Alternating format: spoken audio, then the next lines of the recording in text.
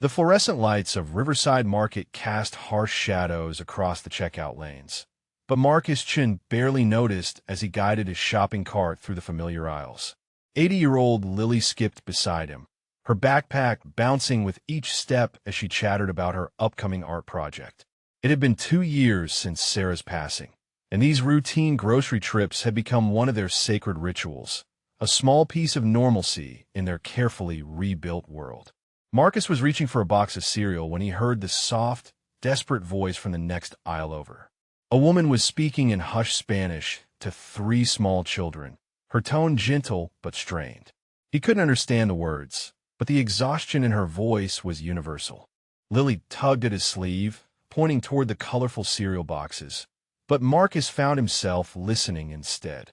The woman appeared at the end of the aisle, pushing a cart that seemed too heavy for her slight frame. 3 children clustered around her like small satellites, their faces showing the kind of weariness that children should never have to carry. The oldest, a boy who couldn't have been more than 9, held the hand of his youngest sister while a middle child pressed close to their mother's leg. Marcus watched as the woman, Elena, though he didn't know her name yet, carefully examined each item in her cart. Her fingers moved with practiced efficiency, calculating prices with the precision of someone for whom every dollar mattered. She wore scrubs that had seen better days, the kind worn by hospital cleaning staff, and her dark hair was pulled back in a neat ponytail that spoke of professional pride despite her obvious exhaustion. At the checkout counter, the scene that unfolded made Marcus's chest tighten. Elena's card was declined once, then twice. The cashier, a teenager with kind eyes, waited patiently as Elena rifled through a small wallet, counting crumpled bills and loose change. The line behind her grew longer, and Marcus could see the flush of embarrassment creeping up Elena's neck as she began removing items from her order. First went a small toy car that had made the youngest boy's eyes light up, then a container of strawberries, followed by a package of the good pasta sauce. Elena's movements were methodical, practiced, as if this dance of choosing between necessities was familiar territory. Her children watched silently, understanding beyond their years that protest would only make their mother's burden heavier. Marcus felt something shift in his chest, a recognition of shared struggle that transcended language and circumstance. Without thinking, he stepped forward, Lily's hand still secure in his own. He approached the cashier with quiet determination, his teacher's instincts kicking in as he navigated the delicate situation with the same care he used with his students' hurt feelings. "Excuse me," he said softly to the cashier, his voice barely above a whisper. "I'd like to pay for her groceries as well as mine. Please don't mention it to her. Just let her know her card went through on the second try." The cashier nodded with understanding, and Marcus watched as Elena's face transformed with relief when told her payment had processed. She gathered her bags with renewed energy, helping her children organize their small treasures as they prepared to leave. Marcus hung back, pretending to study his receipt while ensuring they made it safely to their car. Through the store's large windows, he watched Elena load her groceries with the same careful efficiency she'd shown inside. The children climbed into an older sedan that had seen better decades, its paint faded, but its maintenance clearly prioritized. As they drove away, Marcus realized he'd been holding his breath. "Daddy, why did you pay for that lady's food?" Lily asked, her 80-year-old directness cutting through his contemplation. Marcus knelt down to her level, seeing Sarah's questioning eyes reflected in her daughter's face. "Sometimes people need help, sweetheart, and when we can help, we should. But why didn't you tell her it was you?" Lily pressed, her small fingers tracing patterns on his jacket sleeve. "Because sometimes the kindest help is the kind that doesn't make someone feel small," Marcus explained, hoping his words would plant seeds of empathy in his daughter's growing heart. The woman was taking care of her children the best way she knew how. She didn't need to feel like she owed anyone anything. As they loaded their own groceries into Marcus's reliable Honda Civic, he found himself thinking about the woman's hands. There had been something about the way she'd handled each item, a precision that spoke of training beyond the obvious. Her touch had been gentle but sure, the kind of careful handling that suggested knowledge of fragile things. 3 days later, Marcus found himself at Riverside Park with Lily, their Saturday morning tradition continuing despite the October chill that painted the air with the promise of winter. Lily raced toward the playground equipment, while Marcus settled onto a familiar bench, coffee in hand and grade papers scattered beside him. The park was busier than usual, filled with families making the most of the crisp autumn weather. He was halfway through reviewing his fourth-grade students' math assignments when movement near the maintenance shed caught his attention. A familiar figure emerged, pushing a cart filled with cleaning supplies and trash bags. Elena moved with quiet efficiency between the picnic tables, her movements economical and purposeful despite the obvious weight of her tasks. Marcus watched as she worked, noting the same careful precision he'd observed at the grocery store.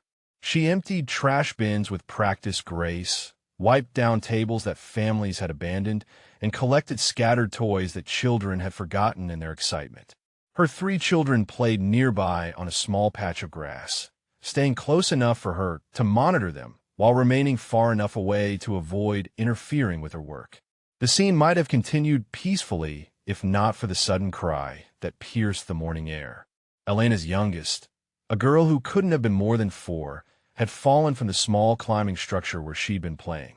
The sound of her distress immediately drew every parent's attention, but Elena was already moving before others had even processed what had happened. Marcus watched in fascination as Elena dropped her cleaning supplies and reached her daughter in what seemed like a single fluid motion. Her transformation was immediate and complete. Gone was the tired cleaning woman, replaced by someone whose every movement spoke of training and expertise. She knelt beside the crying child with the kind of calm focus that Marcus had seen in emergency rooms. Her hands moved over the little girl's arm with gentle precision, fingers probing carefully while her voice offered soothing comfort in both Spanish and accented English. "Don't worry, Mija. Let Mama look. You're going to be okay. Just breathe for Mama." Other parents had gathered in a loose circle, offering the kind of helpful suggestions that well-meaning people provide during crises. Someone mentioned calling an ambulance. Another parent suggested ice. Elena listened politely but continued her examination with unwavering focus. Marcus found himself moving closer, drawn by something he couldn't quite name. As he approached, he heard Elena speaking quietly to her daughter, her voice carrying an authority that seemed to emerge from somewhere deeper than maternal instinct. "I need you to wiggle your fingers for me, sweetheart. Good. Now move your wrist like this. Perfect." The little girl's tears were already subsiding under her mother's confident care. Elena's examination was thorough but gentle, and Marcus recognized the systematic approach of someone with medical training. She checked joint movement, tested sensation, and assessed the injury with the kind of methodical care that spoke of education far beyond basic first aid. "It's not broken," Elena announced to the gathered crowd, though Marcus noticed she kept her voice low and addressed her words primarily to her daughter. "Just a sprain. We need to keep it still and get some ice on it right away." A jogger who had stopped to help produced an ice pack from a running belt, and Elena accepted it with graceful thanks. She positioned it carefully against the child's wrist, securing it with a hair tie from her own ponytail. The improvised solution was elegant and effective, and Marcus found himself impressed by her resourcefulness. As the crowd began to disperse, assured that the crisis had passed, Marcus approached Elena directly. He kept his voice gentle, mindful of her obvious desire to maintain privacy about her background. "That was incredible," he said simply. "You handled that like a pro." Elena's eyes met his briefly before she looked away, focusing on adjusting her daughter's makeshift sling. "I've seen my share of injuries," she replied carefully. "When you have 3 kids, you learn to deal with cuts and scrapes." But this was more than basic parenting skills, Marcus thought, though he kept the observation to himself. Elena's assessment had been systematic and thorough, her technique suggesting formal training. The way she'd isolated the injury, tested range of motion, and ruled out fracture spoke of education that went far beyond experience with childhood accidents. Elena gathered her cleaning supplies with one hand while supporting her injured daughter with the other. Her two sons flanked them protectively, the older boy taking charge of their small collection of toys, while the middle child stayed close to his mother's side. Marcus watched them prepare to leave, noting how Elena managed multiple tasks simultaneously while never taking her attention completely away from her injured child. "Your daughter is going to be fine," Marcus offered as they walked toward the parking area. "You did everything exactly right." Elena paused, and for a moment Marcus saw something flicker in her expression. Gratitude, perhaps, or recognition. "Thank you," she said quietly. It means something to hear that from another parent. As they reached the parking area, Marcus realized he hadn't properly introduced himself. "I'm Marcus, by the way. Marcus Chun. My daughter Lily is the one on the swings over there." "Elena," she replied, shifting her daughter's weight carefully. "These are my boys, Diego and Carlos, and this brave girl is Sophia." The children offered shy waves, and Marcus was struck by their politeness despite the morning's drama. Elena had clearly raised them with strong values, teaching them grace under pressure and respect for others. As they climbed into their familiar sedan, Marcus found himself wondering about their story, about the circumstances that had brought such an obviously capable woman to work cleaning parks while raising 3 children alone. The following Tuesday, Marcus spotted Elena's sedan in the parking lot of Lincoln Elementary as he arrived for his afternoon shift. He hadn't expected to see her there, and curiosity mixed with concern as he wondered if one of her children attended his school.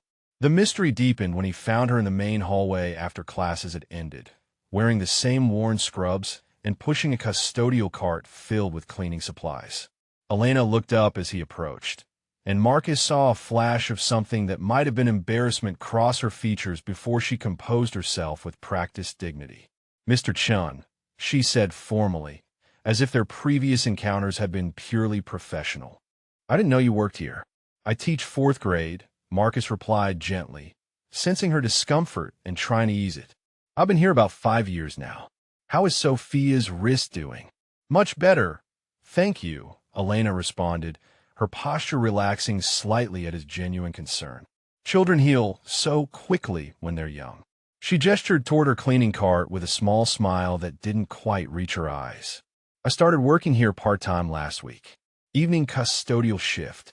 Marcus felt a familiar tightness in his chest, the same feeling he'd experienced watching Elena count change at the grocery store. 3 jobs, he realized. The park maintenance, whatever daytime work required those scrubs, and now evening cleaning at the school. The logistics alone seemed overwhelming, never mind the physical toll. "Would you like to grab coffee sometime?" He found himself asking, the words emerging before he'd fully processed the thought. "I mean, when you have time. I know you're busy, but I thought maybe we could talk." Parent to parent. Elena's hands stilled on the handle of her cart, and Marcus could see her weighing his invitation carefully. There was wariness in her expression, the kind of careful evaluation that spoke of someone who had learned to be cautious about accepting help or friendship. After a long moment, she nodded slowly. "Saturday morning, perhaps," she said quietly. "There's a small cafe near the park. Cafe Luna. Do you know it?" Marcus smiled, recognizing the place immediately. It was a modest establishment tucked between a laundromat and a used bookstore, the kind of neighborhood spot that serves strong coffee and fresh pastries without pretension. Perfect. 10 o'clock. That Saturday, Marcus arrived at Cafe Luna to find Elena already seated at a corner table, her hands wrapped around a steaming mug. She'd traded her work scrubs for jeans and a soft sweater that made her look younger, though the careful alertness in her eyes remained unchanged. Her children were nowhere to be seen, and Marcus wondered about her childcare arrangements. "Thank you for suggesting this," Elena said as he settled into the chair across from her. "I don't often have time for." She gestured vaguely, searching for the right words. "For adult conversation that isn't about work schedules or pediatric appointments." The slip was subtle, but Marcus caught it. Pediatric appointments. Most parents would have simply said doctor visits or medical checkups. Elena's choice of terminology suggested familiarity with medical language that went beyond typical parental experience. He filed the observation away, adding it to the growing collection of small details that painted a picture of hidden depth. "How are you managing it all?" Marcus asked gently, genuinely curious about the logistics of her complex life. "3 jobs and 3 children can't leave much time for rest." Elena's laugh was soft but tinged with exhaustion. "Sleep is overrated," she replied, though her smile suggested she didn't entirely believe her own words. "The children are my priority. Everything else is just what needs to be done to take care of them." She spoke about her work with careful neutrality, describing her hospital cleaning duties and park maintenance responsibilities without complaint or self-pity. But Marcus noticed how she deflected questions about her background, changing the subject whenever the conversation moved toward personal history or previous experience. When he mentioned her expert handling of Sophia's injury, Elena's response was characteristically modest. "You pick things up over the years," she said with a slight shrug. "When you're responsible for children, you learn to handle emergencies." Internet research, first aid classes at the community center. Nothing special, but there had been something special about her technique, Marcus thought. The systematic way she'd assessed the injury, the confident ruling out a fracture, the professional positioning of the ice pack. These weren't skills learned from YouTube videos or basic first aid courses. They spoke of formal training, of hands-on experience in medical settings. Elena turned the conversation towards safer ground, asking about his teaching and his experience as a single parent. Marcus found himself sharing stories about Lily, about the challenges of balancing work and parenting, about the small victories and daily struggles that define their life together. Elena listened with the kind of focused attention that made him feel heard, asking thoughtful questions that demonstrated genuine interest. "Teaching must be rewarding," she observed, her voice carrying a wistfulness that made Marcus wonder about her own professional aspirations. "Working with children, helping them learn and grow. That's meaningful work." "It is," Marcus agreed, then added carefully, "though I imagine any work that helps people is meaningful in its own way. Whatever your background, you're clearly someone who cares about making things better for others." Elena's coffee mug paused halfway to her lips, and Marcus saw something flicker in her expression. Gratitude, perhaps, or recognition of an understanding that transcended words. For a moment, her carefully maintained barriers seemed to soften, and he glimpsed the person she might be when not carrying the weight of survival on her shoulders. "Thank you," she said quietly. "That's kind of you to say." The words carried more weight than their simplicity suggested, as if his recognition of her worth meant more than he could know. 2 weeks after their coffee meeting, Marcus found himself preparing for something he hadn't done in years, hosting another family for dinner. Elena had mentioned during one of their brief encounters at the school that weekends were the only time she could spend quality time with her children, and Marcus had impulsively suggested they bring the kids over for a Saturday afternoon playdate. Now, as he watched Lily arrange her art supplies on the dining room table while he prepared simple snacks in the kitchen, Marcus wondered if he'd overstepped. Elena had seemed hesitant about the invitation, accepting only after he'd assured her multiple times that it was genuinely no trouble and that Lily was excited about having new friends over. When Elena arrived with Diego, Carlos, and Sophia, Marcus was struck by how different she looked outside of her work environments. She wore a simple sundress that made her appear younger and less guarded, though he noticed she still carried herself with the careful posture of someone accustomed to being ready for anything. Her children clustered around her initially, but their natural curiosity about Lily's toys soon overcame their shyness. The afternoon unfolded with the chaotic joy that only children can create. The 4 kids disappeared into Lily's room, emerging periodically to request snacks or show off collaborative art projects. Marcus and Elena found themselves sitting on the back patio, watching through the sliding door as the children played in the yard. "Your home is lovely," Elena said, her eyes taking in the modest but well-maintained space. "You can feel the care here, the love." Marcus followed her gaze, seeing his house through her eyes. It wasn't large or luxurious, but every detail spoke of a father's devotion to creating a safe, nurturing environment for his daughter. Family photos lined the mantel. Lily's artwork decorated the refrigerator, and children's books were stacked on every available surface. It took some time to feel like home again after Sarah died, Marcus admitted. But Lily needed stability, needed to feel secure. Children pick up on so much more than we realize. Elena nodded thoughtfully, her attention shifting to the children playing in the yard. Yes, they do. They understand stress, fear, uncertainty, even when we think we're protecting them from it. Her voice carried the weight of experience, and Marcus wondered what uncertainties her own children had learned to navigate. The conversation was interrupted by Carlos, Elena's middle son, who came running toward them with tears streaming down his face. He'd scraped his knee on the concrete patio, and the sight of blood had triggered the dramatic response typical of a 6-year-old. Elena immediately shifted into the focused, competent mode Marcus had witnessed at the park. But this time, he was close enough to observe her technique in detail.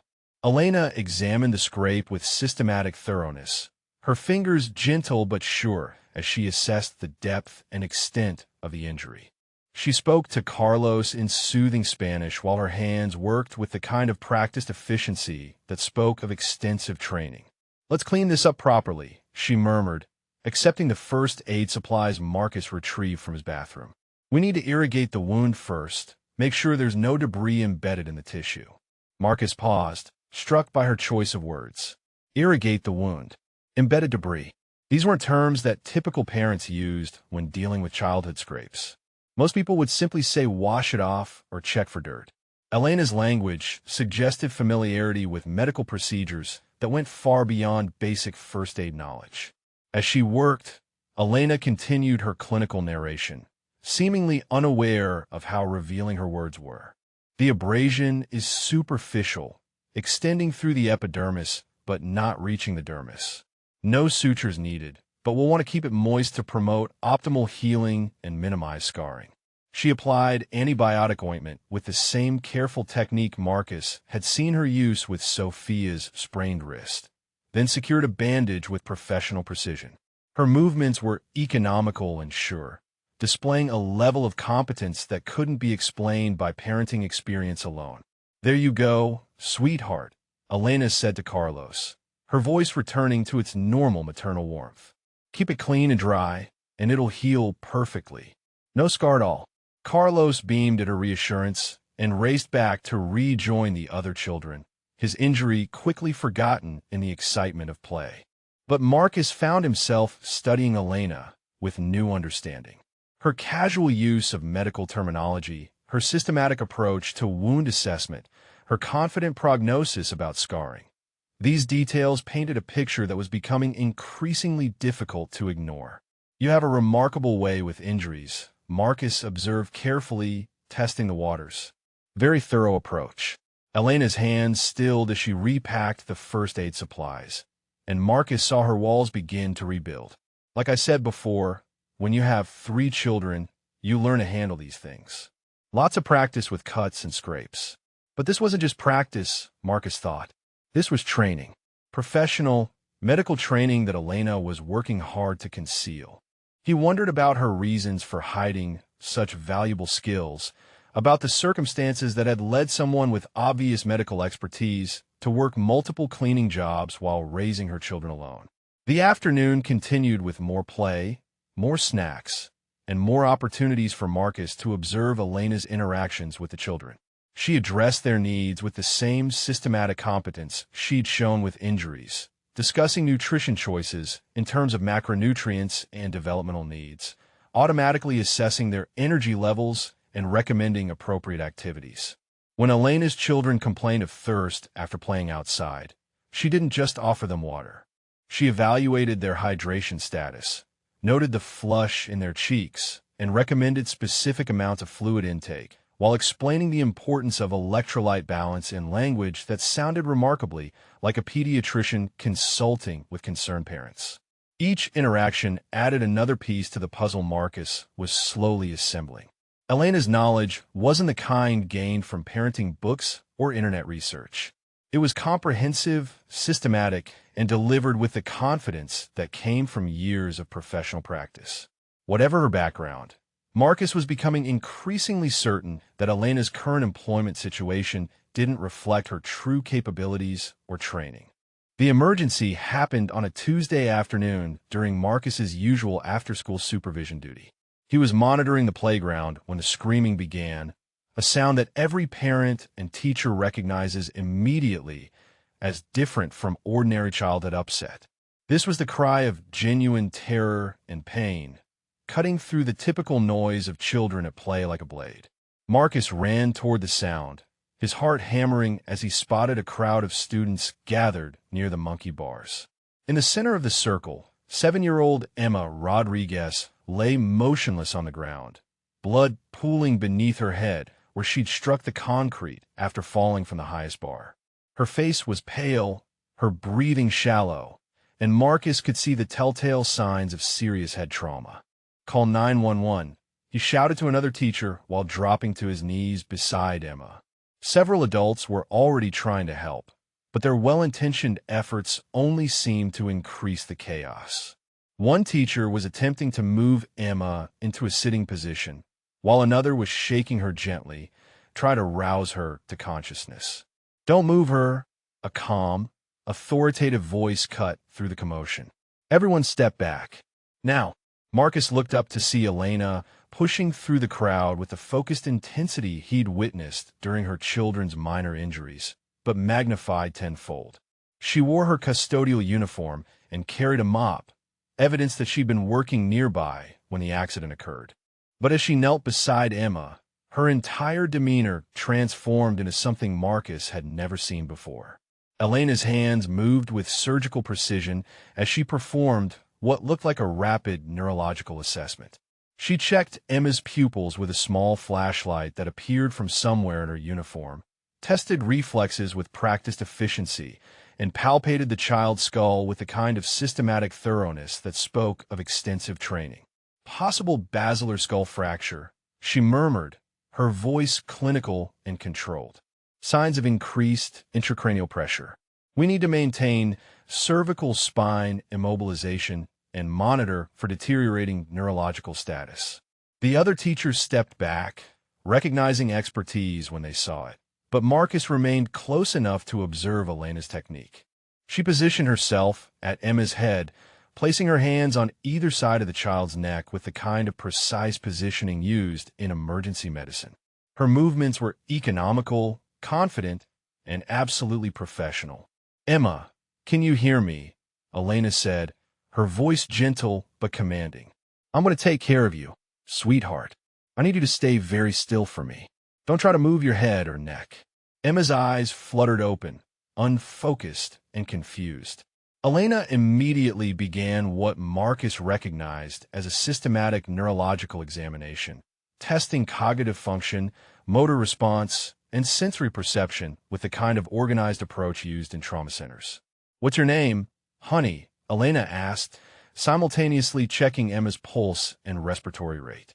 "Can you tell me what day it is? Do you remember falling?"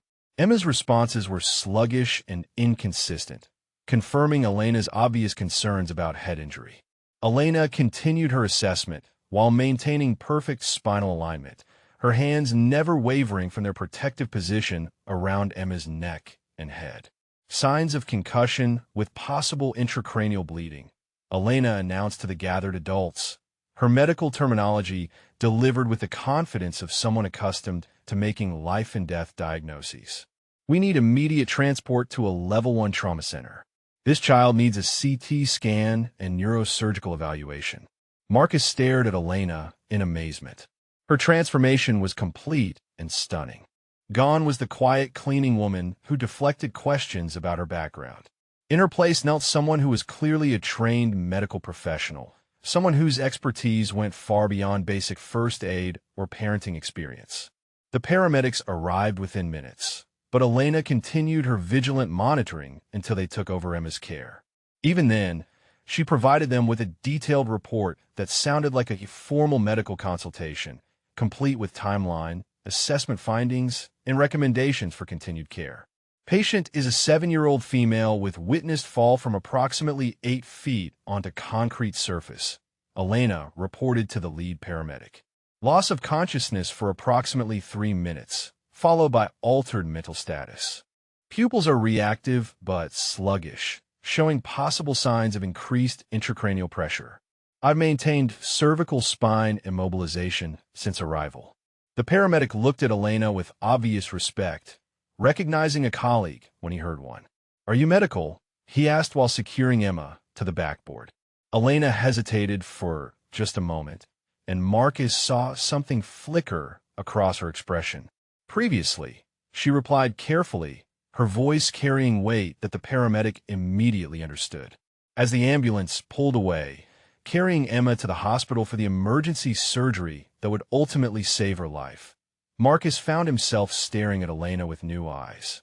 The woman who had just demonstrated expert-level trauma care was the same person who cleaned his classroom floors each evening, who counted change at the grocery store, who worked multiple minimum-wage jobs to support her children. "Elena," Marcus said quietly, approaching her as the crowd began to disperse. "That was incredible. You saved her life." Elena's professional mask was already sliding back into place, but Marcus could see the emotional toll the emergency had taken. Her hands were shaking slightly as she gathered her cleaning supplies, and her breathing was still elevated from the adrenaline of crisis management. "I just did what anyone would do," she replied, but her voice lacked its usual conviction. Marcus could see that she knew her response had been anything but typical, that her level of expertise couldn't be explained away with modest deflection. The other teachers were talking among themselves, their voices filled with amazement and gratitude. They were calling Elena a hero, praising her quick thinking and expert care. But Marcus noticed that Elena seemed uncomfortable with the attention, eager to return to her cleaning duties and the anonymity they provided. As she walked away, pushing her custodial cart toward the main building, Marcus realized that everything he thought he knew about Elena Vasquez had just been shattered. The woman who cleaned floors and counted change was also someone with the kind of advanced medical training that could mean the difference between life and death for a critically injured child. The questions began the next morning. Marcus arrived at Lincoln Elementary to find Principal Johnson waiting in his classroom, her expression troubled and uncertain. Behind her stood 2 men in suits who introduced themselves as hospital administrators from Riverside Medical Center, along with a woman from the district's legal department. "We need to discuss yesterday's incident," Principal Johnson began carefully, her usual warmth replaced by professional concern. "There are some concerns about the medical care provided to Emma Rodriguez." Marcus felt his stomach tighten as he realized the implications. Elena's expert handling of Emma's injury, which had seemed like a miracle the day before, was now being viewed through the lens of liability and legal compliance. The very skills that had potentially saved a child's life were becoming the source of institutional concern.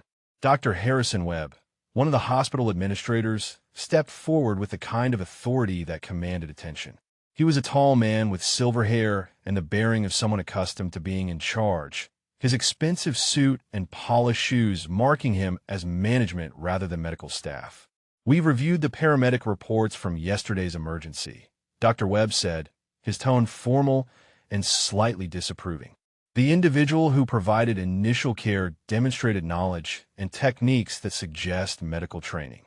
We need to understand her credentials and licensing status." Marcus chose his words carefully, aware that Elena's future might depend on how this conversation unfolded. Elena Vasquez acted quickly to help an injured child. Her response was appropriate and potentially life-saving. "That's precisely the concern," Dr. Webb replied coldly. "Appropriate medical response requires appropriate credentials. If Mrs. Vasquez has medical training, she should be practicing within the proper legal framework. If she doesn't, then she was practicing medicine without a license, which is a serious legal matter." The implications hung in the air like a storm cloud. Marcus realized that Elena's compassionate response to a medical emergency had put her in an impossible position. Her expertise, revealed in a moment of crisis, was now being scrutinized by people who saw legal liability rather than life-saving intervention. Within an hour, Elena was called to the principal's office. Marcus watched from his classroom window as she crossed the parking lot, her custodial uniform a stark contrast to the business attire of the officials who awaited her. Even from a distance, he could see the tension in her shoulders, the careful way she held herself as if preparing for an interrogation. The meeting lasted nearly 2 hours. When Elena finally emerged, her face was pale but composed, her dignity intact despite whatever pressure she'd endured. Marcus waited until his lunch break to seek her out, finding her in the supply closet where she stored her cleaning equipment, sitting quietly on an overturned bucket with her head in her hands. "Elena," Marcus said gently, closing the door behind him to ensure privacy. "Are you okay? What did they say?" Elena looked up, and Marcus saw exhaustion mixed with resignation in her expression. "They want to know about my background," she said quietly. "About my training. They're threatening to file charges unless I admit to practicing medicine without a license." The injustice of it hit Marcus like a physical blow. Elena had saved a child's life, had acted with skill and compassion in a moment of crisis, and now she was being punished for her expertise. The system that should have been grateful for her intervention was instead treating her as a criminal. "But you helped Emma," Marcus said, struggling to understand the logic. "You possibly saved her life. How can that be wrong?" Elena's smile was bitter and knowing. "Because I'm not supposed to know what I know," she replied simply. "Because someone like me, working jobs like this, isn't supposed to have medical training. It raises questions they don't want to deal with." Marcus felt pieces of the puzzle clicking into place with painful clarity. Elena's careful deflections about her background, her reluctance to discuss her past, her expert knowledge coupled with minimum wage employment. It all pointed to a story of displacement and loss that went far beyond simple career changes. "Elena," Marcus said carefully, "what aren't you telling me? What's your real story?" For a long moment, Elena sat in silence, weighing her response. When she finally spoke, her voice carried the weight of years of carefully guarded secrets. "I was a pediatric surgeon," she said quietly. "In my country, I ran the children's trauma unit at the largest hospital in the capital. I saved lives every day for 15 years. The revelation hit Marcus with stunning force. Elena wasn't just someone with medical training. She was a specialist, a surgeon, someone whose expertise was among the most advanced in the medical field. The woman who cleaned his classroom floors had once performed life-saving operations on children, had led medical teams, had dedicated her life to healing. "What happened?" Marcus asked gently, though he suspected the answer would be painful to hear. Elena's hands twisted together in her lap, and Marcus could see her struggling with memories she'd worked hard to suppress. "My husband became involved with dangerous people," she said finally. "Political opposition, they called it, but it was more than that. When I refused to treat their enemies and only their allies, when I insisted that a hospital must serve all children regardless of politics, I became a target too." She paused, gathering strength to continue. "One night, they came to our home. They said next time, it wouldn't just be threats. My children were sleeping in the next room. I had 2 hours to pack what we could carry and leave everything else behind." Marcus felt his heart breaking for her, for the impossible choices she'd been forced to make. "You came here as refugees," he said, understanding beginning to dawn. Elena nodded slowly. "But my credentials don't transfer. My license isn't recognized. The process to validate my training and pass the required examinations takes years and costs thousands of dollars I don't have. So I clean floors and empty trash cans while children need surgery I could perform with my eyes closed." The tragedy of it was overwhelming.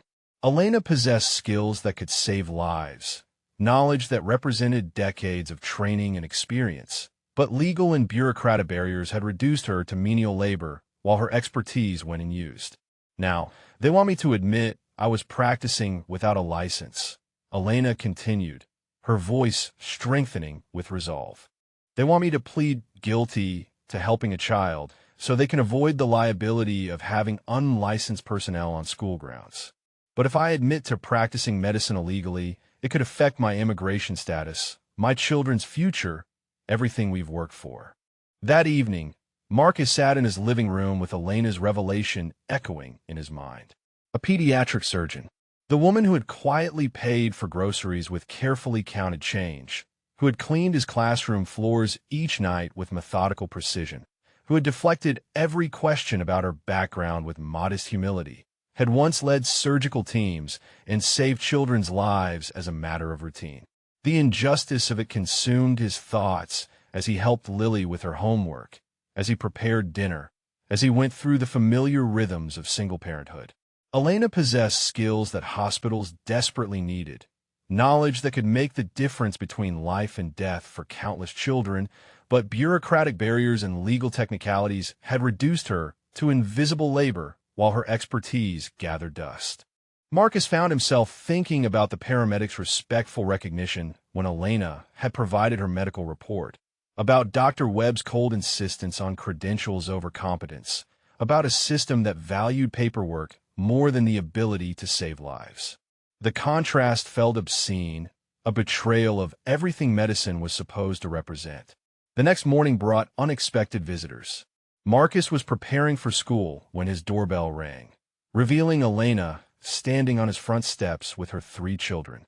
Her face showed the strain of a sleepless night, but her posture retained the dignified composure that had impressed him from their first meeting. "I'm sorry to bother you so early," Elena said quietly, her voice carrying a formality that suggested she was preparing to say goodbye. "I wanted to thank you for your kindness over these past weeks, for treating me and my children with respect when you had no reason to." Marcus felt alarm rise in his chest as he recognized the tone of someone preparing to disappear. "Elena, what's happening? What have you decided?" Elena's hands tightened around her small purse, and Marcus could see her fighting to maintain control. "Dr. Webb called last night. He's giving me until Friday to provide documentation of my medical credentials or face charges for practicing without a license. If I'm arrested, my children could be placed in protective custody while my immigration status is reviewed." The threat hit Marcus like a physical blow. Elena's choice had been reduced to impossible options: admit to illegal practice and risk deportation, or face criminal charges that could separate her from her children. Either path led to the destruction of the life she'd fought so hard to build for her family. "But there has to be another way," Marcus said desperately, his teacher's instincts kicking in as he searched for solutions. "What about contacting medical organizations, immigration lawyers, advocacy groups? Someone has to understand that what you did was right." Elena's smile was tired but grateful. "You've been so kind, Marcus. More than kind. But this is my problem to solve.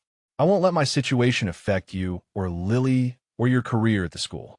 I'm resigning from my custodial position today." "No," Marcus said firmly, surprising himself with the vehemence of his response. "This isn't just your problem anymore. What's happening to you is wrong, and I'm not going to stand by and watch good people get destroyed by a broken system." Elena stared at him in surprise, and Marcus realized he'd crossed a line from concerned friend to active ally. The decision felt natural, inevitable, as if everything in his life had led to this moment of choosing between safe neutrality and risky advocacy. "I know people," Marcus continued, his mind already racing with possibilities. "Other teachers, parents who work in law, medical professionals who volunteer at the school. This story needs to be told. People need to understand what's really happening here." Elena's eyes widened with alarm. "Marcus, no. If you get involved, if you start asking questions or making calls, it could hurt your career, your reputation. I won't let you sacrifice your security for my problems." But Marcus was already reaching for his phone, his resolve crystallizing with each word. "This isn't about sacrifice, Elena. This is about what's right. A qualified surgeon is cleaning floors while children need medical care. A woman who saved a child's life is being threatened with arrest. That's not a personal problem. That's a system failure that affects everyone." Over the following hours, Marcus threw himself into advocacy with the same intensity he brought to teaching. He called parents he knew who worked in healthcare, reached out to former colleagues who had connections in hospital administration, and contacted local journalists who might be interested in Elena's story. The responses were immediate and overwhelming. Dr. Patricia Morgan, the chief of pediatric surgery at Riverside Medical, expressed outrage when Marcus explained Elena's situation.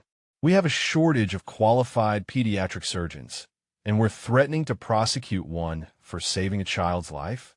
This is insane." Sarah Kim, a parent who worked as an immigration attorney, offered to review Elena's case pro bono. "If her medical credentials are legitimate, and it sounds like they are, we can fight this. The system is designed to validate foreign training, not punish people for having skills." Marcus spent his lunch break contacting Emma Rodriguez's parents, who were horrified to learn that the woman who had potentially saved their daughter's life was being threatened with prosecution. Mrs. Rodriguez, a nurse herself, immediately understood the implications of Elena's expert care. She knew exactly what to do, Mrs. Rodriguez told Marcus over the phone, her voice shaking with emotion. Emma's neurosurgeon said that the spinal immobilization and monitoring Elena provided in those first crucial minutes prevented additional injury. She could have been paralyzed or worse without that level of care. By afternoon, Marcus had assembled what amounted to a small coalition of supporters. Medical professionals who recognized Elena's expertise, legal advocates who understood immigration challenges, parents who were outraged by the institutional response to a life-saving intervention, and journalists who saw the human interest story behind the bureaucratic conflict. When Elena arrived at the school for what she intended to be her final shift, she found Marcus waiting with a folder full of contact information and a plan that could change everything. "Elena," Marcus said, holding out the folder, "you don't have to face this alone. There are people who want to help, professionals who understand what you're going through." Elena took the folder with trembling hands, her eyes scanning the names and phone numbers of doctors, lawyers, and advocates who had volunteered their assistance. For the first time since the crisis began, Marcus saw hope flicker in her expression, fragile but real. "You did this for me," she whispered, her voice breaking slightly. "For someone you barely know." Marcus met her eyes with steady conviction. "I did this because it's right," he said simply, "and because everyone deserves to have their gifts recognized and valued, not buried under fear and bureaucracy." The confrontation Marcus had hoped to avoid came Thursday morning. He was setting up his classroom when Dr. Webb appeared in the doorway, his expression cold and purposeful. Behind him stood Principal Johnson, looking uncomfortable but resigned to whatever conversation was about to unfold. "Mr. Chun," Dr. Webb said without preamble, his voice carrying the authority of someone accustomed to unquestioned compliance. "I understand you've been making inquiries about the Elena Vasquez situation. I'm here to strongly advise you to cease those activities immediately." Marcus felt his jaw tighten as he recognized the threat beneath the formal language. He continued arranging student supplies on his desk, using the mundane task to maintain his composure while formulating his response. "I've been speaking with colleagues about a matter of professional concern," he said carefully. "I believe that's within my rights as an educator and community member." Dr. Webb stepped further into the classroom, his presence filling the space with uncomfortable tension. "Your rights as an educator depend on your continued employment," he replied with barely concealed menace. "The school district has contracts with Riverside Medical Center. Those relationships are valuable and should not be jeopardized by misguided activism." The implication was clear, and Marcus felt anger rise in his chest like a physical force. Elena's future was being sacrificed to protect institutional relationships, and now his own career was being threatened for standing up for what was right. The injustice of it crystallized his resolve rather than weakening it. "Dr. Webb," Marcus said, turning to face the administrator directly, "Elena Vasquez saved a child's life on school property. She demonstrated expert medical knowledge that prevented serious complications from a traumatic head injury. I fail to see how advocating for someone with those qualifications constitutes misguided activism." Dr. Webb's expression hardened further, and Marcus could see that his reasonable tone was being interpreted as defiance. "Mrs. Vasquez is not licensed to practice medicine in this state," he stated flatly. "Her intervention, while well-intentioned, was illegal. The hospital has a responsibility to ensure that medical care is provided only by properly credentialed professionals. But she wasn't providing medical care in a hospital setting. Marcus countered, his teacher's instincts for logical argument taking over. She was rendering emergency aid to an injured child on a playground. Good Samaritan laws exist specifically to protect people who help during emergencies. Dr. Webb waved dismissively at Marcus's legal reasoning. Good Samaritan protection applies to basic first aid, not advanced medical assessment and treatment. Mrs. Vasquez's level of intervention exceeded what any reasonable bystander would provide. That suggests training, which means responsibility for proper licensing. The circular logic was maddening, and Marcus realized that Dr. Webb wasn't interested in justice or child welfare. This was about control, about maintaining institutional authority, and avoiding any precedent that might complicate future liability decisions. Elena's expertise was being framed as a problem rather than a gift. Principal Johnson, who had remained silent during the exchange, finally stepped forward with obvious reluctance. "Marcus," she said gently, "I appreciate your concern for Mrs. Vasquez, but Dr. Webb raises valid points about liability and proper procedures. Perhaps it would be best if you focused on your teaching responsibilities and let the appropriate authorities handle this situation."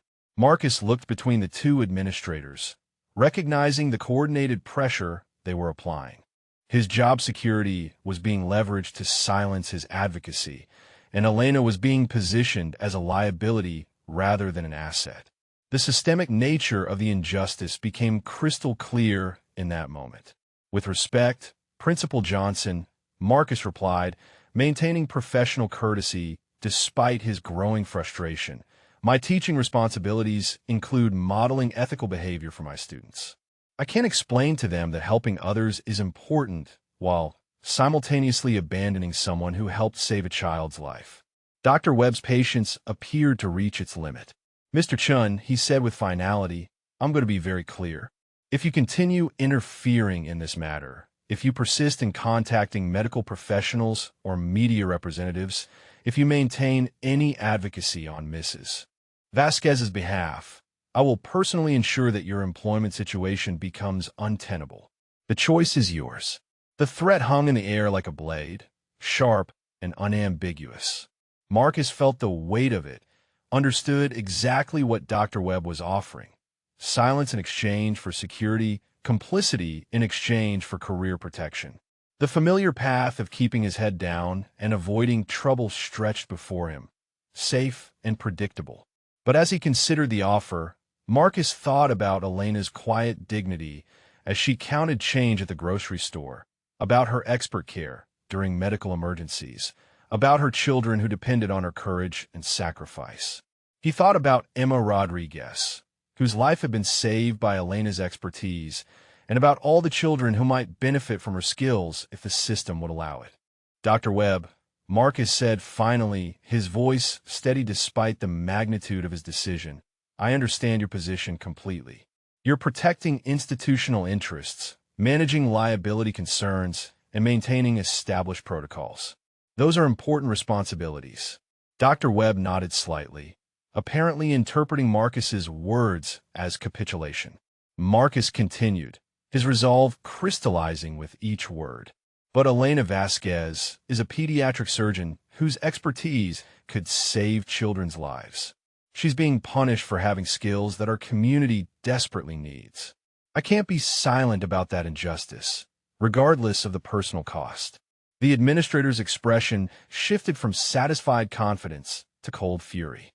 "Mr. Chun, you're making a serious mistake. Your idealism is admirable, but it won't protect your career or provide for your daughter when you find yourself unemployed and unmarketable in this district." Marcus felt the full weight of the threat, understood exactly what he was risking by continuing to oppose the institutional machinery aligned against Elena. His comfortable life, his stable income, his professional reputation, even his ability to provide security for Lily, all of it could disappear if he persisted in his advocacy. But as he looked at these two authority figures who were demanding his silence in exchange for protection, Marcus realized that some principles were worth the risk. Elena had risked everything to save her children and build a new life in a foreign country. The least he could do was risk his comfort to fight for her right to use her gifts. "I understand the consequences, Dr. Webb," Marcus said with quiet determination. "But I also understand what's right. Elena Vasquez deserves better than this system is offering her, and I'm going to continue advocating for her regardless of the personal cost." The breakthrough came in the most unexpected way during what should have been Elena's final day of employment at Lincoln Elementary. Marcus was teaching his afternoon math lesson when the fire alarm began its piercing wail, sending students into the practiced routine of emergency evacuation. But as they filed toward the exits, Marcus noticed that this wasn't a drill. Smoke was visible from the direction of the cafeteria, and the acrid smell in the air suggested an actual fire rather than a false alarm. Marcus guided his students to the designated assembly area on the far side of the parking lot, counting heads and maintaining calm while emergency vehicles began arriving with sirens blazing. The chaos that followed would have been manageable if not for 6-year-old Tommy Martinez, who had been in the bathroom when the alarm sounded and emerged confused and frightened into a hallway already filling with smoke. In his panic, he had run toward the cafeteria instead of the exits, and by the time teachers realized he was missing, the smoke had grown too thick for immediate rescue. Firefighters were suiting up for entry when Elena appeared at Marcus's side, her custodial uniform marking her as school personnel, despite her impending termination. She had been cleaning the main office when the emergency began, and now she stood watching the unfolding crisis with the same focused intensity Marcus had witnessed during previous medical emergencies. Where exactly was the child when he was last seen? Elena asked a firefighter who was coordinating search efforts. The man looked at her with mild impatience, clearly viewing her as another worried civilian rather than someone with relevant expertise. "Ma'am, please stay back and let us handle this," the firefighter replied curtly. "We have trained personnel managing the situation." But Elena persisted, her voice carrying the authority that emerged whenever she encountered medical emergencies. "I need to know his approximate location, the extent of smoke inhalation exposure, and whether he has any pre-existing respiratory conditions. This information affects treatment priorities." The firefighter paused, recognizing something in Elena's tone that suggested more than casual concern. Marcus stepped forward, understanding that Elena's medical expertise might be crucial in the minutes ahead. "She's a pediatric surgeon," he told the firefighter. "She knows how to handle child trauma cases." Elena shot him a grateful look before turning back to the firefighter with renewed authority. "If the child has been in that environment for more than 5 minutes, he's likely experiencing significant smoke inhalation. Carbon monoxide exposure affects children differently than adults, and his size means he'll be unconscious much sooner than you might expect." The firefighter's attitude shifted as he recognized professional knowledge. "How much sooner?" he asked, now treating Elena as a colleague rather than an obstacle. Elena's response was immediate and precise. "Pediatric patients lose consciousness from carbon monoxide poisoning at roughly half the exposure time of adults. If he's been in there for 10 minutes, he may have less than 5 minutes before permanent neurological damage occurs.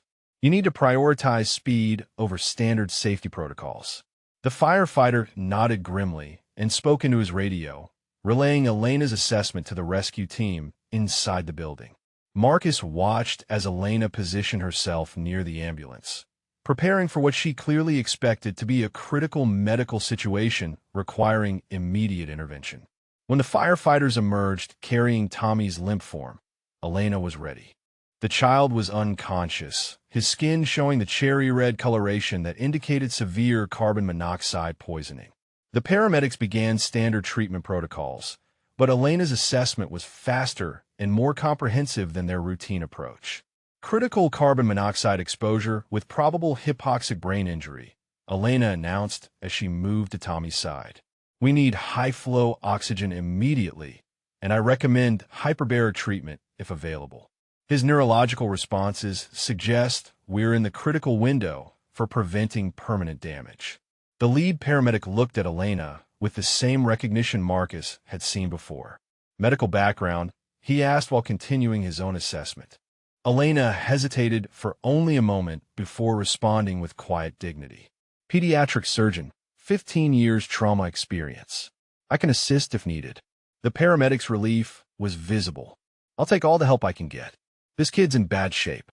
What followed was a display of Elena's expertise that left no room for doubt about her qualifications. She worked alongside the paramedics with seamless coordination, her knowledge of pediatric physiology guiding treatment decisions that could mean the difference between recovery and permanent disability for Tommy Martinez. Elena's assessment of oxygen saturation levels, her recommendations for fluid management, and her evaluation of neurological responses demonstrated the kind of advanced medical knowledge that couldn't be faked or improvised. She was clearly a trained specialist whose expertise went far beyond basic emergency care. As the ambulance prepared to transport Tommy to the hospital, Elena provided a detailed report that sounded like a formal medical consultation. Patient is a 6-year-old male with estimated 12-minute exposure to carbon monoxide in a confined space. Initial presentation showed severe hypoxia with altered consciousness. Response to high-flow oxygen has been positive, but he'll need immediate hyperbaric treatment and close neurological monitoring. The paramedic nodded respectfully. Will you be accompanying to continue care? He asked, clearly hoping Elena would maintain her involvement in Tommy's treatment. Elena glanced at Marcus, and he could see the longing in her expression. This was what she was trained to do, what her skills and knowledge were meant for. But bureaucratic barriers and legal threats stood between her and the work she was born to perform. I can't, Elena said quietly, her professional mask slipping slightly to reveal the pain beneath. I'm not licensed to practice here. The paramedic's expression showed his confusion and frustration. But you clearly know what you're doing. This kid needs your expertise. Elena's smile was bitter and resigned. Knowing what to do and being allowed to do it are different things, she replied. Take care of him. He's going to need aggressive treatment in the first 24 hours. As the ambulance drove away, carrying Tommy toward the specialized care that would ultimately save his life, Marcus stood beside Elena in the parking lot. The smoke was clearing, the immediate crisis was over, but the larger injustice remained unchanged. Elena had once again demonstrated expertise that could save lives, and once again she was walking away because the system refused to recognize her qualifications. The media attention began within hours of Tommy's rescue. A parent who had witnessed Elena's expert intervention during the fire emergency had recorded video on her phone, capturing Elena's professional consultation with paramedics and her obvious medical expertise. By evening, the footage was circulating on social media with captions like "Angel Doctor Save Child's Life" and "Hidden Surgeon Reveals Truth During School Fire." Marcus watched the story spread across local news stations and online platforms with a mixture of hope and trepidation. Elena's competence was now undeniable, documented on video for anyone to see, but publicity also meant increased scrutiny from the very authorities who had been threatening her with prosecution. The first call came from Channel 7 News, followed quickly by the local newspaper and 3 online publications. Everyone wanted to interview the mysterious custodian who had demonstrated surgical-level expertise during back-to-back emergencies. Marcus fielded calls throughout the evening, carefully directing reporters toward the larger story of credential recognition and immigration barriers rather than sensationalizing Elena's personal struggles. Dr. Patricia Morgan was among the first medical professionals to respond publicly to the viral footage. Marcus watched her interview on the evening news with growing optimism as she spoke with passionate authority about Elena's obvious qualifications. What we're seeing here is a trained pediatric surgeon providing expert care in emergency situations, Dr. Morgan told a news anchor, her voice carrying the weight of decades in medicine.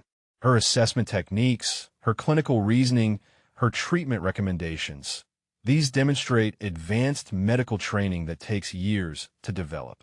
The fact that bureaucratic barriers are preventing her from practicing is a travesty for our community. The interviewer pressed for details about the legal complications. But Dr. Morgan, isn't there a process for validating foreign medical credentials? Why isn't this woman already licensed to practice? Dr. Morgan's expression reflected Marcus's own frustration with the system's failures. The process exists, but it's expensive, time-consuming, and often inaccessible to people in Elena's situation. Meanwhile, we have a critical shortage of pediatric surgeons, and we're wasting the expertise of someone who could be saving children's lives every day.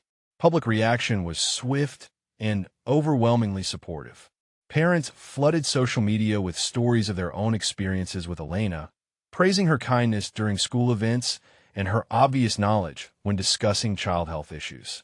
Teachers came forward to describe her professionalism and dedication, painting a picture of someone whose character matched her expertise. Mrs. Rodriguez, Emma's mother, gave a particularly powerful interview describing how Elena's intervention had potentially prevented her daughter's paralysis. She knew exactly what she was doing, Mrs. Rodriguez said, tears visible in her eyes. The neurosurgeon told us that Elena's spinal immobilization and monitoring were textbook perfect. My daughter is walking today because of her expertise. Tommy Martinez's parents added their voices to the growing chorus of support. Elena didn't just provide first aid, Tommy's father explained to reporters. She gave the paramedics specific medical recommendations that guided his treatment. The doctors at the hospital said her assessment was completely accurate and probably saved Tommy from permanent brain damage. But the publicity also brought unwanted attention from Dr. Webb and hospital administration. Marcus wasn't surprised when Principal Johnson called him at home Thursday evening, her voice strained with institutional pressure. Marcus, she said without preamble, Dr. Webb is furious about the media coverage. He's demanding that the district issue a statement distancing itself from Elena's actions and reaffirming our commitment to proper medical protocols. Marcus felt his jaw clench as he recognized the familiar pattern of institutional self-protection. They want to throw Elena under the bus to protect themselves from liability concerns. Principal Johnson sighed heavily. It's more complicated than that, Marcus. The district has relationships to maintain, contracts to protect. Dr. Webb is threatening to end our partnership if we don't take a strong stance against unlicensed medical practice on school property. But Elena saved 2 children's lives, Marcus protested. How can anyone frame that as a bad thing? I know, Principal Johnson replied, her voice heavy with resignation. I know she did the right thing. But right and legally protected aren't always the same thing. The district is scared, Marcus. They're worried about lawsuits, insurance complications, all the ways this could come back to hurt them financially.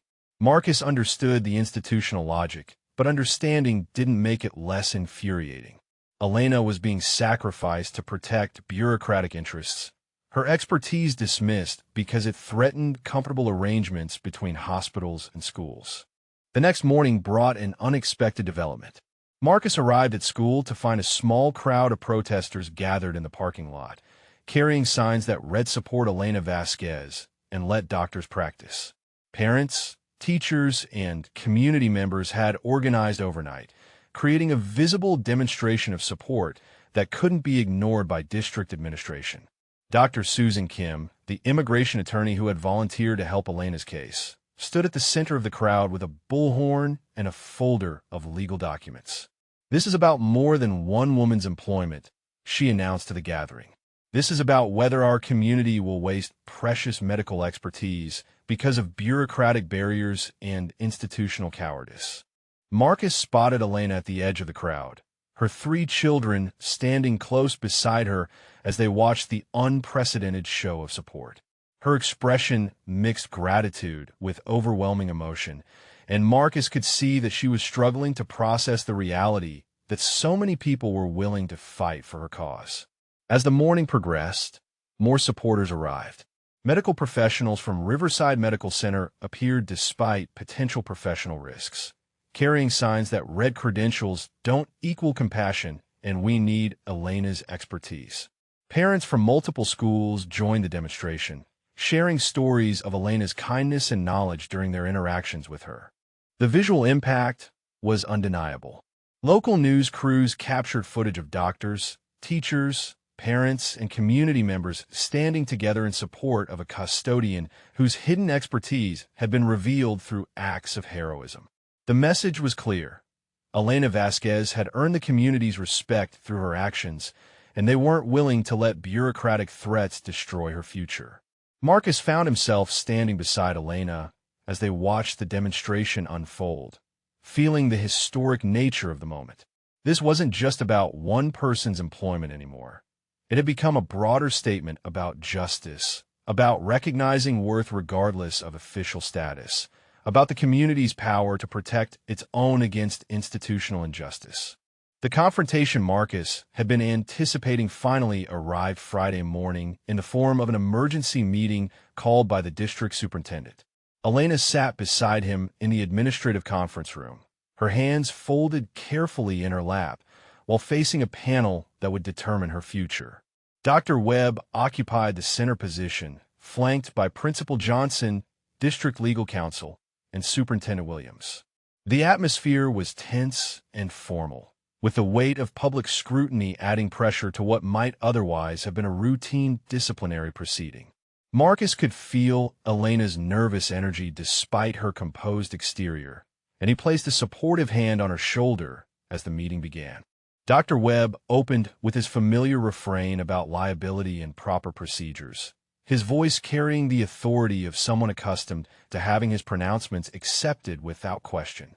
Mrs. Vasquez has repeatedly engaged in the unlicensed practice of medicine on school property, creating significant legal exposure for both the hospital and the district. This pattern of behavior must be addressed decisively. But before he could continue with what sounded like a prepared termination speech, the conference room door opened to admit Dr. Patricia Morgan, the chief of pediatric surgery at Riverside Medical. Her arrival was unexpected and immediately shifted the dynamics of the meeting, her presence commanding respect from everyone present. "I apologize for the interruption," Dr. Morgan said with calm authority, "but I believe this conversation requires input from someone with direct knowledge of pediatric surgical practices." Dr. Webb looked startled by her appearance, clearly not having anticipated intervention from his own institution's medical staff. Dr. Morgan took the empty chair beside Elena with deliberate confidence, her positioning making a clear statement about whose side she supported. "I've reviewed the documentation from both recent incidents involving Mrs. Vasquez," she began, her voice carrying decades of medical authority. Her clinical assessments were not only appropriate but exemplary. Her interventions likely prevented permanent disability in both cases. Dr. Webb's expression hardened as he recognized the challenge to his authority. "Dr. Morgan, while I respect your clinical expertise, this meeting is about administrative and legal compliance, not medical outcomes. Mrs. Vasquez lacks the proper licensing to practice medicine in this state, regardless of her apparent knowledge." Dr. Morgan's response was swift and pointed.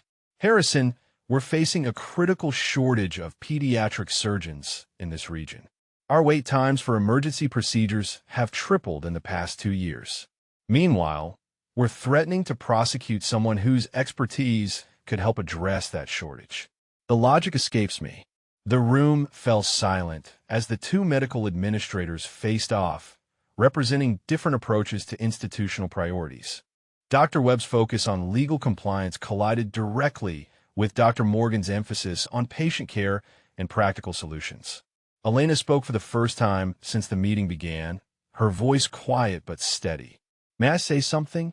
she asked, looking around the table with the dignity that had impressed Marcus from their first encounter.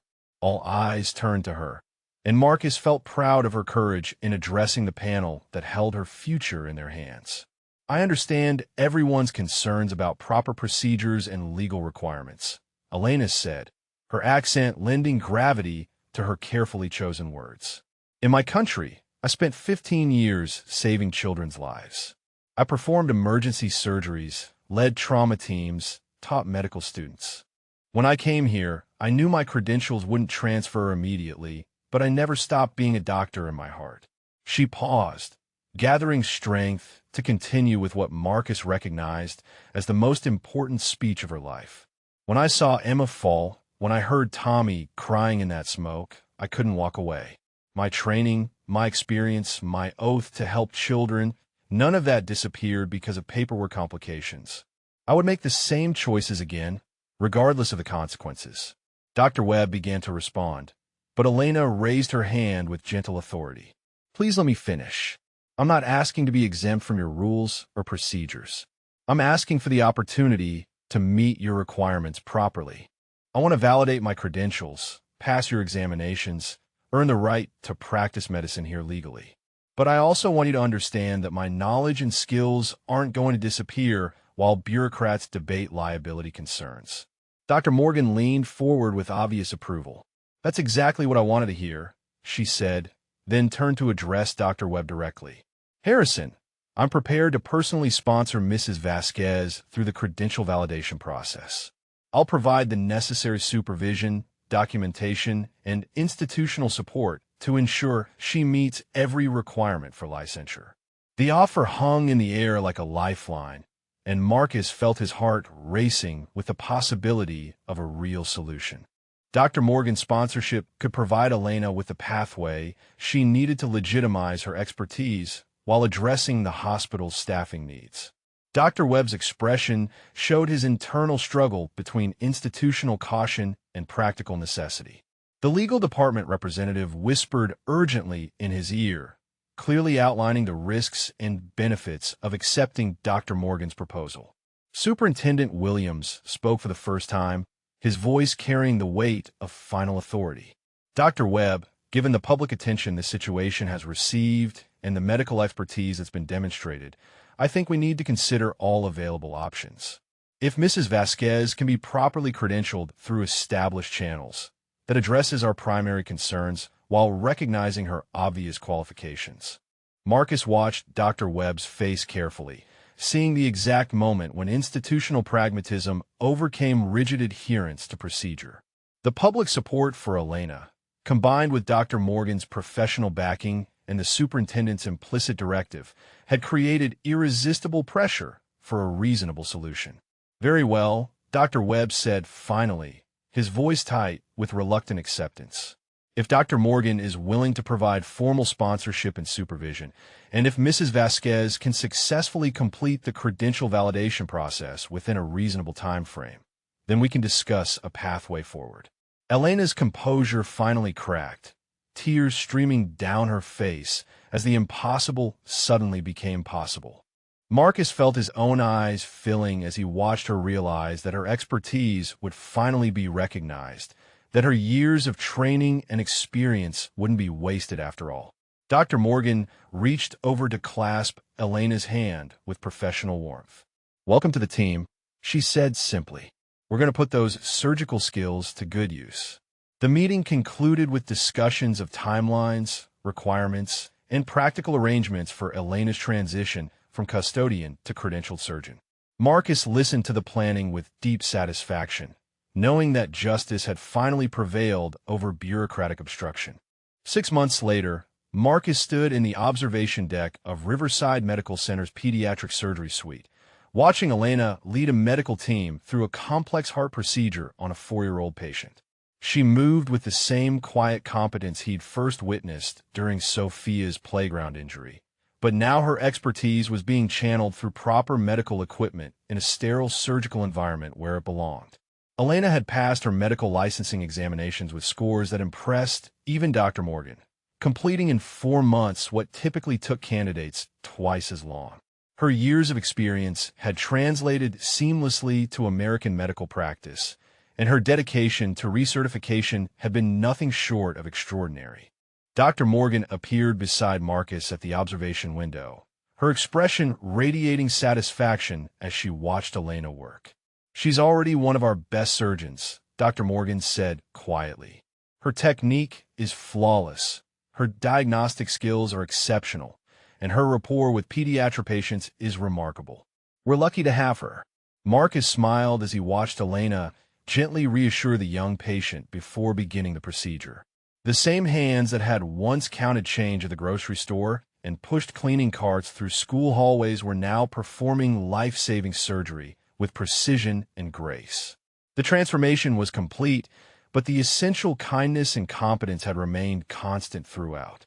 The success of Elena's integration into the medical team had exceeded everyone's expectations. Her colleagues respected her expertise. Parents requested her specifically for their children's procedures, and the hospital had seen measurable improvements in pediatric surgical outcomes since her arrival. The woman who had been threatened with prosecution was now being recognized as one of their most valuable assets. Marcus thought about the journey that had brought them to this moment, from that first anonymous grocery payment through the confrontations with Dr. Webb to the community rallying that had made Elena's reinstatement possible. It had required courage from many people. Elena's determination to help despite the risks, Dr. Morgan's willingness to challenge institutional barriers, and the community's refusal to accept injustice. Elena's children had thrived during their mother's transition back to medicine. Diego, Carlos, and Sophia now attended the same school where Marcus taught, their academic performance reflecting the stability and hope that had returned to their family. They spoke proudly of their mother's work, understanding in their young way that her expertise was finally being recognized and valued. The relationship between Marcus and Elena had evolved naturally over the months, growing from friendship to something deeper as they supported each other through the challenges of single parenthood and career transitions. Their children had become inseparable friends, creating an extended family structure that provided security and joy for all of them. Lily had adjusted beautifully to having Elena's children as constant companions, and Marcus often marveled at how naturally the seven of them had formed a cohesive unit. Elena's cooking filled his house with aromas he'd never experienced, while his steady presence provided the children with a father figure they'd been missing since fleeing their home country. As Elena completed the delicate cardiac procedure, Marcus reflected on the broader implications of her story. How many other qualified professionals were working in jobs that didn't utilize their expertise because of credential barriers or immigration complications? How much talent was being wasted while communities struggled with shortages in critical fields? Elena's case had sparked ongoing discussions about reforming the credential recognition process, making it more accessible and efficient for qualified immigrants. Dr. Morgan had become a vocal advocate for systemic changes that would prevent future waste of medical expertise, and Elena herself had begun mentoring other foreign-trained doctors through the licensing process. The surgery concluded successfully, and Marcus watched Elena emerge from the operating room with the quiet satisfaction of someone who had found her calling again. She spotted him through the observation window and offered a small wave, her eyes bright with the fulfillment that came from using her gifts to their fullest potential. Later that evening, Marcus and Elena sat on his back patio while their children played in the yard, the familiar scene now carrying deeper meaning than it had during those early playdates. Elena had traded her custodial uniform for surgical scrubs, and the transformation in her confidence and contentment was remarkable to witness.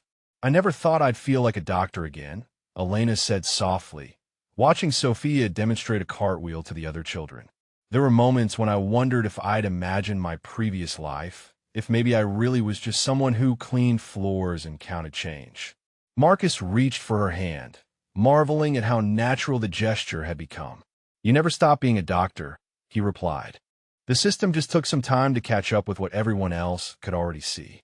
Elena squeezed his fingers gently, her expression reflecting on the journey they'd shared. "You saved me," she said quietly, "not just by paying for groceries or advocating for my case, but by seeing my worth when I'd almost forgotten it myself." Marcus shook his head, understanding that the truth was more complex than Elena's gratitude suggested. "You saved yourself, Elena. I just refused to let you disappear when you were exactly what our community needed." As the sun set behind them, painting the sky in brilliant oranges and purples, Marcus felt the deep satisfaction that came from witnessing justice prevail over institutional inertia. Elena's story had required many people to choose courage over comfort, advocacy over silence, but the outcome justified every risk they'd taken. The children's laughter filled the evening air, a sound that spoke of security, hope, and the kind of family bonds that transcended traditional definitions.